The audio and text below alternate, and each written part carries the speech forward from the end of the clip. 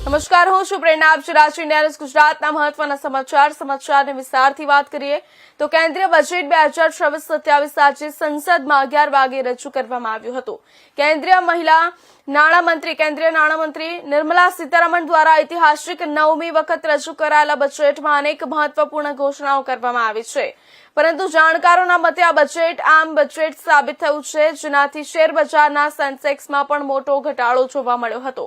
સામાન્ય નાગરિકોને આ બજેટથી ઘણી આશાઓ અને અપેક્ષાઓ હતી, પરંતુ દેશને ચોક્કસ ગ્લોબલી આગળ લઈ જતું આ બજેટ સામાન્ય પ્રજા માટે બિલકુલ આમ દેખાઈ રહ્યું છે. સામાન્ય પ્રજાને સ્પર્શ અને રાહત થાય તેવી કોઈ જાહેરાત રજૂ કરવામાં આવી નથી. આ બજેટમાં સરકારે આર્થિક વિકાસ, રોજગારી અને સામાજિક ક્ષેત્રો પર ખાસ ધ્યાન કેન્દ્રિત કર્યું છે. બજેટની રજૂ થતા ઇન્ડિયા ન્યૂઝે વડોદરાની ફેડરેશન ઓફ ગુજરાત ઇન્ડસ્ટ્રીઝના મેનેજમેન્ટ કમિટી સભ્યો કે જેઓ ઉદ્યોગો અને ચાર્ટર એકાઉન્ટિંગ સંસ્થાઓ સાથે જોડાયેલા છે, તેમની સાથે ચર્ચા કરી બજેટ વિશે જાણવાનો પ્રયત્ન કર્યો હતો. તો આવો જાણીએ શું કહ્યું તેમણે આજના રજૂ થયેલા દેશના બજેટ અંગે.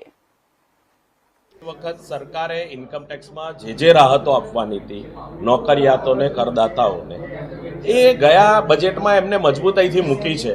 એટલે આપણે દર વખતે સરકાર પાસે એવી આશા રાખીએ કે સરકાર ઇન્કમ ટેક્સની લિમિટ વધારવા કરતા લોકોની આવક વધારવાના પ્રયત્નો આ બજેટમાં સ્પષ્ટ દેખાઈ રહ્યા છે.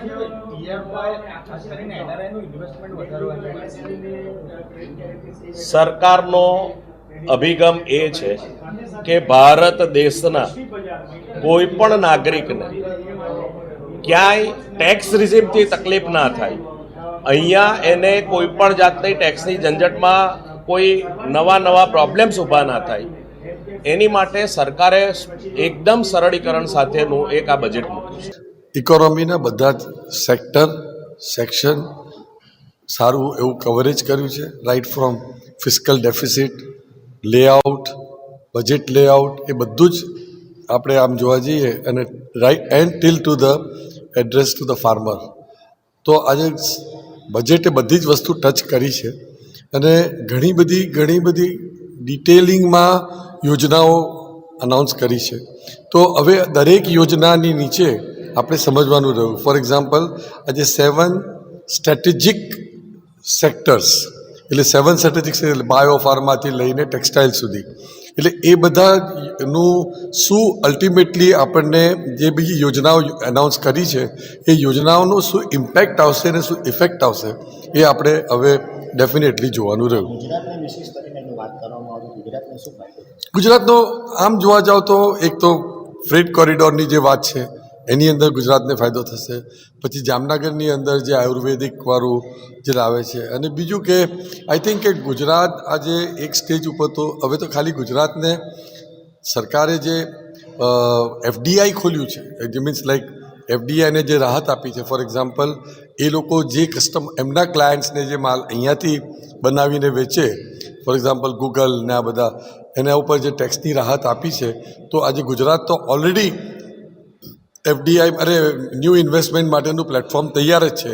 તો I think because of the kind of infrastructure, the other things which are already there in Gujarat, તો ગુજરાતને ઓટોમેટિકલી એનો ફાયદો થશે જ. નવા ઇન્કમટેક્સ બિલની અંદર જે સરકાર દર બજેટની અંદર આ વર્ષે આમ તમે જોવા જાઓ તો કોઈ ડાયરેક્ટલી ટેક્સ બેનિફિટ નથી, પણ એટ ધ સેમ ટાઈમ સરકાર જે રિફોર્મ્સ લાવતી જાય છે, for example implementation of the new income tax act, જે હવે આખું કમ્પ્લીટલી એમને એકદમ જેને કહેવાય ને મિનિમમ કાયદાઓથી કરી દીધું છે અને સરળતા કરતા જાય છે. તો I think it is more income tax reform than any tax benefit. Overall મેં બજેટ તમને પહેલાં જ કીધું કે ભાઈ ઓવરઓલ બજેટ સમાજના અને દેશના બધા જ સેક્ટરને અને સેક્શન ઓફ ધ સોસાયટીને ટચ કર્યું છે.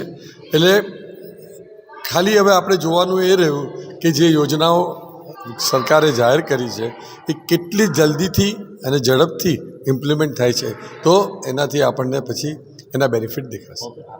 દેશના વડાપ્રધાન આદરણીય શ્રી નરેન્દ્રભાઈ મોદીની આગેવાનીમાં દેશના ફાઇનાન્સ મિનિસ્ટર શ્રીમતી નિર્મલા સીતારમણે આજે 9મું બજેટ રજૂ કર્યું છે. રવિવારનો દિવસ અને સંસદ ચાલુ એ કદાચ પહેલીવાર બન્યું છે અને આજે શેર બજાર પણ ચાલુ છે. આજ દેશની ભારત દેશની મજબૂતાઈ બતાવી રહ્યું છે. કર્તવ્ય ભવનથી સૌ પહેલું આ બજેટ 3 કર્તવ્ય સાથેનું આ બજેટ 3 કર્તવ્યોમાં સરકારની પોતાનો ઈરાદો અને એમની મજબૂતાઈ સ્પષ્ટ રીતે દેખાઈ રહી છે.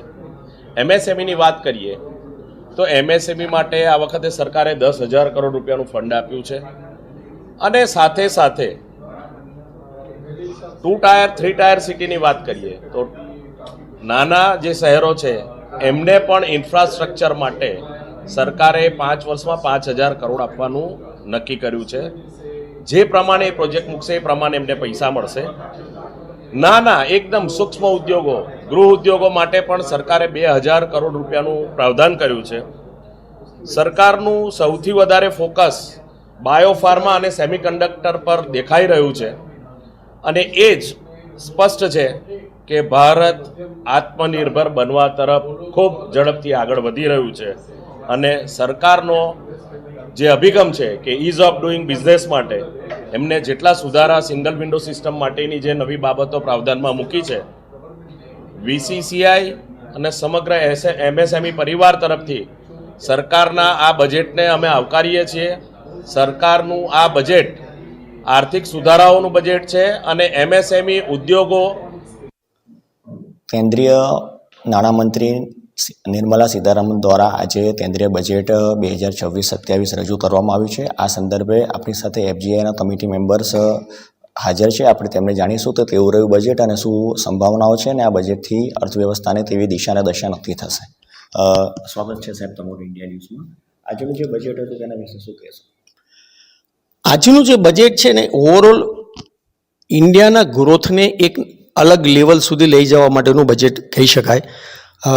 એમાં ઘણી બધી ડાયરેક્ટ ઇન્વેસ્ટમેન્ટ, ફોરેન ઇન્વેસ્ટમેન્ટ વધે, ડેટા સેન્ટરમાં, રેર અર્થમાં, એ બધામાં જાહેરાત કરવામાં આવી છે.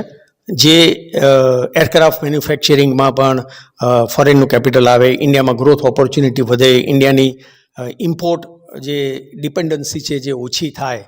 પણ ઇન્ડસ્ટ્રીને જે ડાયરેક્ટ ઇમિડિયેટ મોટી ઇન્ડસ્ટ્રીને થાય એવા કોઈ બેનિફિટ હમણાં તો દેખાઈ નથી રહ્યા.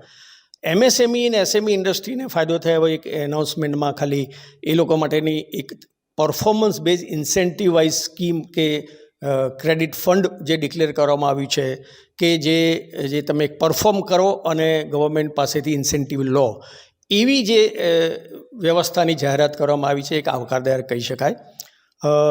આજે મેં એઆઈ ઇન્ફ્રાસ્ટ્રક્ચરની વાત કરી, એના કારણે ઇન્ડિયાના આઈટી સેક્ટરને ઘણો ફાયદો થશે અને મારું ચોક્કસ માનવું છે કે એના કારણે જે અત્યારે આપણા આઈટી પ્રોફેશનલ ફોરેન કન્ટ્રીમાં ઝઝૂમી રહ્યા છે જોબ માટે, વિઝા માટે, એ લોકો માટે ઇન્ડિયામાં બહુ સારી ઓપોર્ચ્યુનિટી ક્રિએટ થશે. અને મને એવું લાગે છે કે આપણું જે યુવા ધન આઈટી ક્ષેત્રનું જે ઇન્ડિયાની બહાર ગયું છે એ ઇન્ડિયામાં પાછું આવે એવી મને પૂરેપૂરી શક્યતા દેખાઈ રહી છે. જો ગુજરાતની વાત કરવામાં આવે તો ગુજરાતને લઈને સ્પેશિયલી શું રજૂઆત કરવામાં આવી છે અને શું ફાયદો થશે ગુજરાતને સ્પેશિયલી? ગુજરાતને ફાયદો થાય એવી એક તો 2-3 જે જાહેરાતો કરવામાં આવી છે. એમાં એવું છે કે સુરત પાસેથી એક ડેડિકેટેડ ફ્રેટ કોરિડોર નવો ચાલુ કરવાનું એનાઉન્સમેન્ટ છે. બીજું છે કે હેરિટેજ સાઇટ ધોલાવીરા અને લોથલની ઇન્સેન્ટિવ કરી અને એ લોકોનું ટુરિઝમ હબ બનાવવાની જે જાહેરાત છે એનાથી ટુરિઝમને વેગ બનશે. જામનગરમાં મોટું આયુર્વેદિક સેન્ટર બનાવવાની જાહેરાત થઈ છે ઇન્ડિયામાં.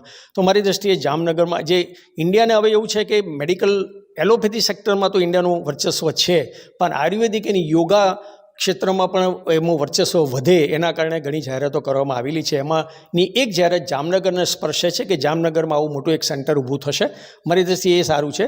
વડોદરાને લગતી એનાઉન્સમેન્ટ ઇઝ નોટ ડિરેક્ટલી, પણ એવું કહી શકાય કે ટાયર 2 અને ટાયર 3 સિટી જે વડોદરા એમાં ફોલ થાય છે, મીડિયમ કક્ષાના શહેરો, એને ઇન્ફ્રાસ્ટ્રક્ચર એ લોકો ઇન્વેસ્ટમેન્ટ કરે, લાઈક પબ્લિક ટ્રાન્સપોર્ટમાં ઇન્ક્રીઝ કરે, બીજા સિટીઝન એમ્યુનિટીઝને વધારે, તો એ માટેનું જે ગવર્મેન્ટ ઇન્સેન્ટિવની સ્કીમ જાહેર કરેલી છે વડોદરા શહેર એનો ફાયદો લઈ શકે, પ્રોવાઇડેડ બરોડાની પોલિટિકલ વિંગ, બરોડાનું મ્યુનિસિપલ કોર્પોરેશન એનો કેવો ફાયદો લઈ શકે જે સ્કીમનો એ સમય જ બતાવશે.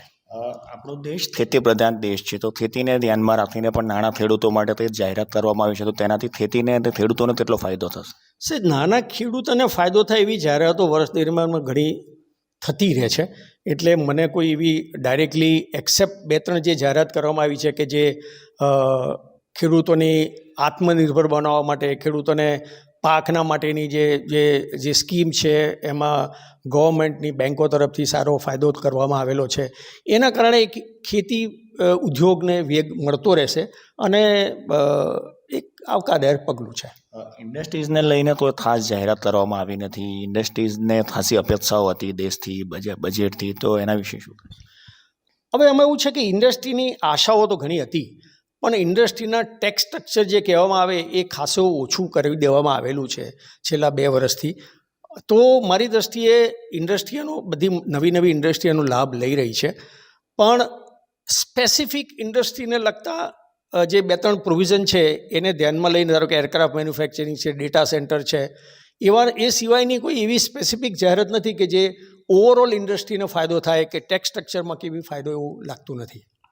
આમ બજેટને લઈને સેન્સેક્સમાં ઘણો મોટો ઘટાડો આજે નોંધાયો છે, તો તેનાથી જે સેન્સેક્સ જે છે તે ખાસું ડાઉન થયું છે, તો તેના વિશે આ બજેટમાં આપણું શેર માર્કેટ જે છે, કેપિટલ માર્કેટ, એ મોટાભાગે foreign institution investor, foreign capital ઉપર નિર્ભર છે. છેલ્લા 1 વર્ષમાં ઓછામાં ઓછા 2 લાખ કરોડથી વધારેનું કેપિટલ ઇન્ડિયાની બહાર ખેંચાઈ ગયું છે, પાછું ગયેલું છે, જેની અસર આપણે શેર બજારમાં જોઈ શકીએ છીએ કે માર્કેટ સતત ડાઉન થતું રહ્યું છે.